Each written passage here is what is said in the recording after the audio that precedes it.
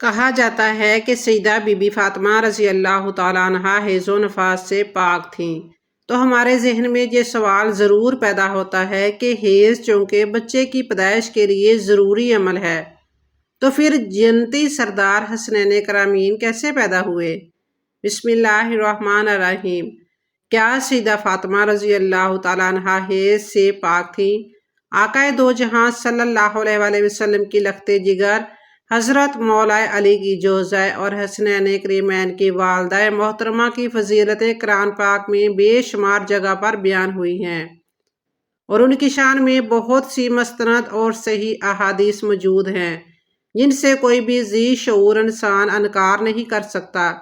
اگر ہم ان کی سب فضیلتیں بیان کرنا شروع کر دیں تو اس میں کوئی شک نہیں کہ مہینوں لگ جائیں گے، لیکن ہم نہ تو سیدہ فاطمہ رضی اللہ تعالیٰ عنہ کی مکمل فضیلتیں بیان کر سکیں گے اور نہ ہی ان کا شمار کر سکیں گے۔ ناظرین، آج ہم امام الانبیاء حضرت محمد صلی اللہ علیہ وآلہ وسلم کی پیاری اور لاڈلی بیٹی کی ایک ایسی فضیلت کی بات کریں گے کہ جو فضیلت صرف انہی سے منسوب ہے۔ یہ ایسی فضیلت ہے کہ پوری کائنات میں صرف یہ فضیلت ایک ہی عورت کو حاصل ہوئی۔ ویسے تو سارے اہل بیت کی پاکی اور طہارت کے متعلق بے شمار احادیث مبارکہ ہیں، لیکن جگر گوشہ رسول حضرت فاطمہ زہرا رضی اللہ تعالیٰ عنہا ایسی پاک باز عورت تھی کہ اللہ نے ان سے حیض و نفاس کو بھی دور رکھا۔ مسلم شریف کی احادیث نمبر 2424 ہے، جس کو امام احمد بن حنبل اور امام نسائی نے بھی نقل کیا ہے۔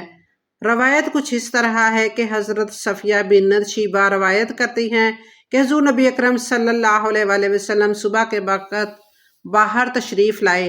آپ صلی اللہ علیہ وآلہ وسلم نے ایک چادر اوڑھی ہوئی تھی جس پر سیاہ اون سے کجاووں کے نقش بنے ہوئے تھے۔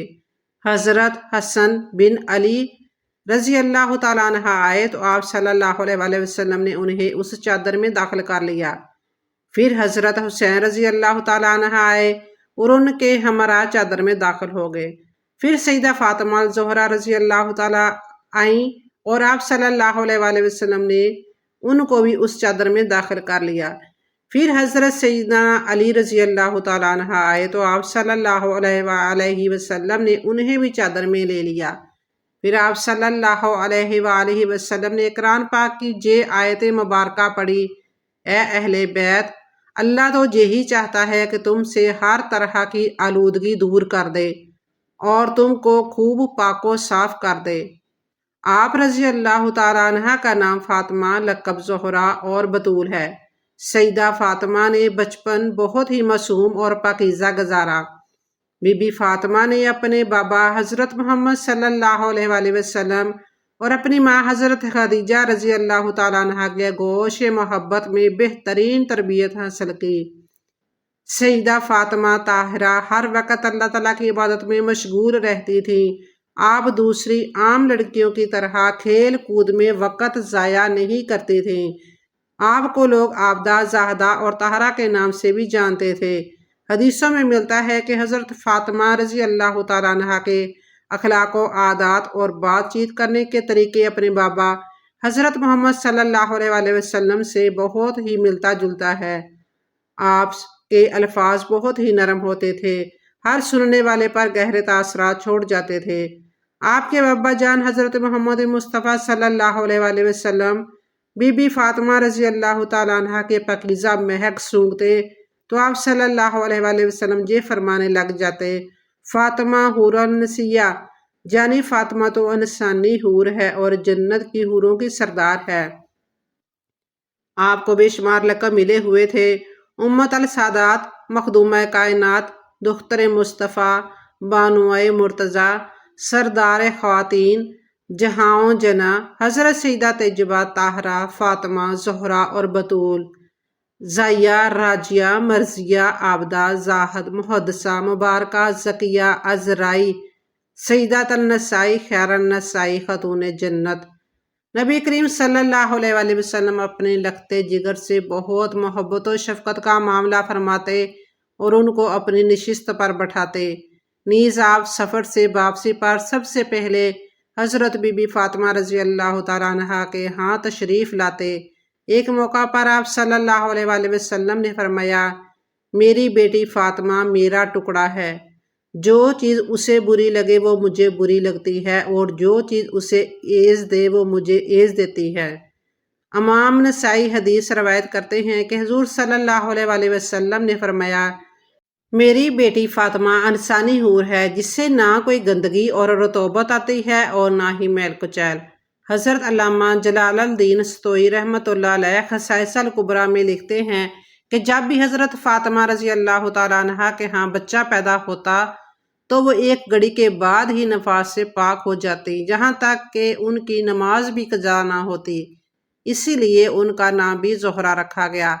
حضرت سیدنا علامہ الدین المتقی ہندی خاتون جنت کی شان عظمت نشان میں حدیث پاک نقل کرتے ہیں کہ حضور نبی کریم صلی اللہ علیہ وآلہ وسلم نے ارشاد فرمایا، میری بیٹی فاطمہ انسانی شکل میں حوروں کی طرح حیض و نفاس سے پاک ہے۔ حضرت علی رضی اللہ تعالیٰ عنہ سے روایت ہے کہ میں نے اللہ کے رسول صلی اللہ علیہ وآلہ وسلم سے عرض کیا، یا رسول اللہ صلی اللہ علیہ وآلہ وسلم، آپ نے بطول نام کیوں رکھا؟